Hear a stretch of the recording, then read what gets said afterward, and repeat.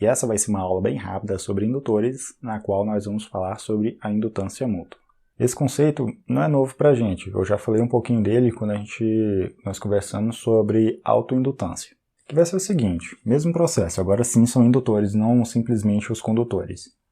Quando dois indutores estão suficientemente próximos e um deles, aqui nós temos o primário novamente e aqui o secundário, um deles está conectado a uma fonte, na qual ele vai produzir um campo magnético variável. Esse campo magnético variável por consequência, vai ter um fluxo magnético variável que vai induzir uma diferença de potencial ou uma força eletromotriz no outro indutor, no outro circuito, no circuito secundário, o que vai fazer com que haja uma corrente circulando por ele também. Isso ocorre por conta do fenômeno do acoplamento indutivo. Acoplamento quer dizer proximidade, por assim dizer, né? A gente pode fazer um sinônimo com isso.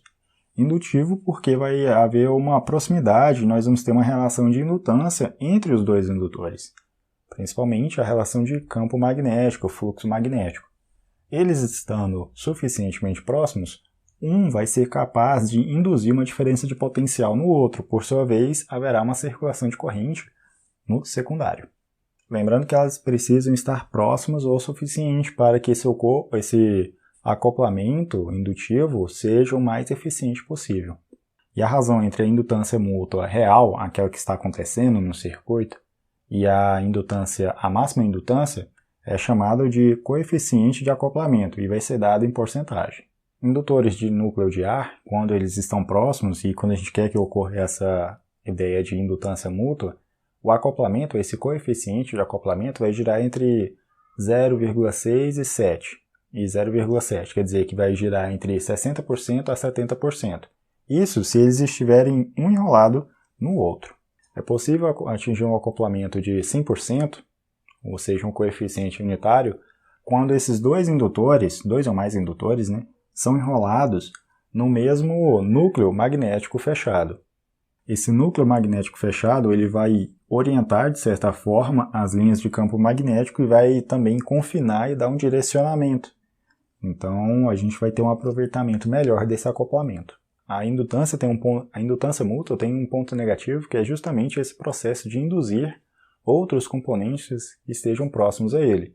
Então, se for, vamos dizer, há situações que são favoráveis, que a indutância mútua é favorável, e há situações que a indutância mútua ela vai atrapalhar. Se estamos falando de acoplamento e estamos trabalhando com outro indutor, transformadores, por exemplo, a indutância mútua ela é bem-vinda. Agora, quando nós temos indutores próximos ali de circuitos integrados, essa indutância, essa propriedade de indução, ela vai atrapalhar o componente. Por isso que muitas das vezes os indutores eles estão distantes desses tipos de componentes sensíveis, né? Então, MOSFETs também estarão distantes.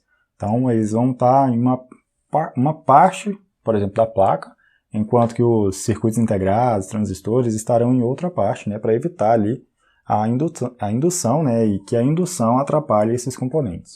Estamos quase terminando. Na próxima aula, nós vamos encerrar essa jornada sobre indutores.